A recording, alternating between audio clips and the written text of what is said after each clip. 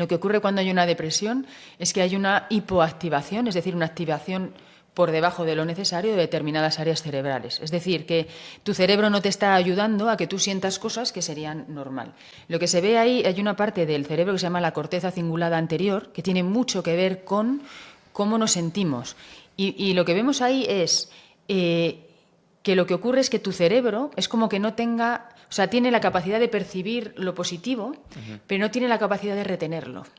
Y ese es el problema. Está habiendo una hipoactivación de esas áreas y entonces hace que lo que ha pasado de positivo, tu cerebro no te lo deje dentro, es como que no lo imprime y entonces te deja una sensación de, bueno, de lo que ocurre en la depresión, de falta de ganas de vivir, incluso, o sea, como que no... Como estás muy plano a nivel emocional, estás como apagado, no estás sintiendo cosas, pero es porque tienes una hipoactivación de eso. Entonces ahora lo que estamos estudiando, yo en eso me dedico directamente, además es un área muy aplicada de nuestros entrenamientos. Las personas que vienen con cuadros depresivos o con los primeros síntomas, lo que hacemos es ejercitarles esos músculos para que esa hipoactivación empiece a subir otra vez. Entonces hay unas áreas muy concretas que se llaman antidepresivas, donde leemos frecuencias y hacemos ejercitar. Pero tenemos que pensar que la depresión es la consecuencia de algo. Y ese algo que ocurre antes es un agotamiento cerebral por algún motivo. Y el motivo puede ser varios, muchos. Y además hay muchos tipos de depresión, y hay depresiones endógenas, y hay depresiones que tienen que ver mucho con los niveles hormonales, que son heredados, o sea que tienes que luchar contra cosas que no son tan fáciles. Pero mucha de la depresión que vemos hoy en día viene por agotamiento cerebral. Viene porque tu cerebro ha estado sometido a tanto estrés, a tanta demanda energética, que hay un momento en el que se ha apagado y dice ya, no doy más. Y no doy más. Entonces, ¿qué nos ayuda mucho a no entrar en esos estados? Pues lo mismo que nos ayuda a que el estrés, en vez de ser negativo, sea un estrés positivo. Porque el estrés, cuando es positivo, es muy bueno, porque lo que hace es estirar nuestro sistema para que alcancemos y logremos hacer cosas que si no, no lograríamos hacer. Por ejemplo, en el deporte es muy gráfico esto. O sea, un corredor de 100 metros, para correr esos 100 metros tiene que estresar muchísimo a su cuerpo para lograr esa meta. Si no lograra estresar su cuerpo, no podría lograr eso. A nosotros en el día a día nos pasa igual. Nuestro desarrollo viene por poder estresar nuestro sistema, estirarlo para hacer algo. Pero ¿cuál es la diferencia? Que si ese estrés no tiene un beneficio asociado que nosotros previamente hemos asumido, lo hemos hecho también una vez más concreto y positivo. ¿Por qué me estreso yo? Porque voy a lograr esto, esto y esto.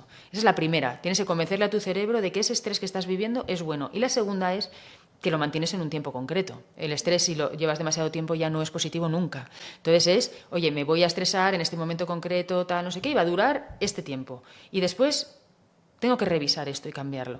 Entonces, ¿qué ocurre en nuestra sociedad hoy en día?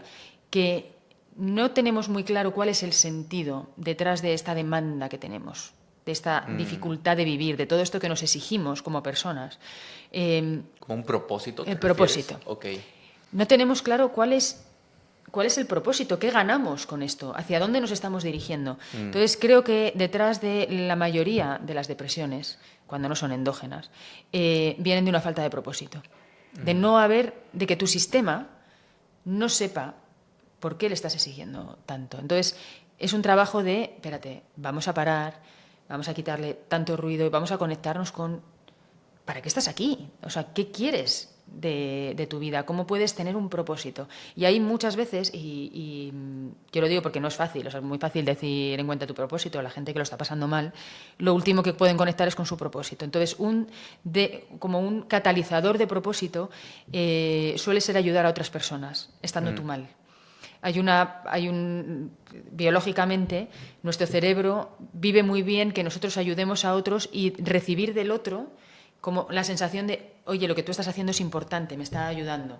Eso es un catalizador, un acelerador cerebral para sentirnos mejor. Esta corteza que te decía funciona muy bien cuando hacemos esto. Entonces, muchas veces con las personas que están deprimidas, uno de mis consejos es, aunque no te apetezca nada, yo sé que no te apetece, pero si logras estar con un grupo de personas haciendo una actividad que ves que hace bien a un tercero, sea lo que sea, de alguna manera activar eso, vas a salir mucho antes de la depresión. Mucho antes.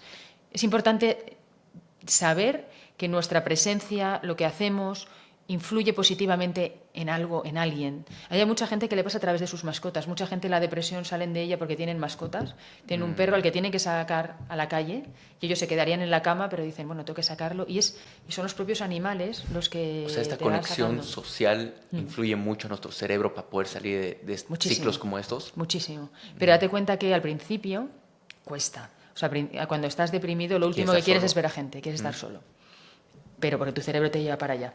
Entonces, ahí es donde es el gran dolor que hay que hacer para salir de ahí, es el cómo, no apeteciéndome nada, me esfuerzo a poder estar con otras personas, porque al final nos cargamos de la energía de otras personas. Entonces, si en vez de estar solo, que estás hundido en tu energía, que es muy baja y que es una energía depresiva, logras poder recargarte de energía a través de otros lugares, pero mucho a través de personas. Pero claro, no es a través de personas que te dicen, oye, anímate. No, es a través de personas que de alguna manera te acompañan y puedes recargarte de esa energía que tienen ellos. Así que claro. Sí. ¿Qué importancia juega acá el lado de, bueno, ciclos de estrés y también el reposo en el lado de depresión? Total, porque la depresión es una consecuencia muchas veces de no haber defendido los momentos de reposo necesarios. Y cuando tu sistema no es capaz de reducir la carga alostática, se llama, que es la carga que nos va quedando biológicamente por el estrés, y no es capaz de regenerar esto, pues al final se quema. Es que no hay otra, se queda sin energía. Entonces, tenemos que anticiparnos. La energía nos la da, por supuesto, el dormir bien. Lo que pasa es que cuando estás estresado no duermes bien. Entonces entras como en un círculo vicioso. Pero, entonces, si pusiéramos, diríamos, la energía nos la da el dormir bien, nos la da el comer bien. Eso que estábamos hablando, ¿verdad? ¿Has visto que, por ejemplo, para ti el ayuno intermitente es una fuente de energía? Claro. Entonces, el dormir bien, el comer bien, el moverte, o sea, el ejercicio físico es fundamental. Es un protector. Es más difícil que caigas en depresión cuando haces ejercicio físico, pero yo no digo de matarte en el gimnasio, hacer cosas, no, pero cuando tienes un movimiento físico es mucho más difícil que te pase. Son las buenas compañías.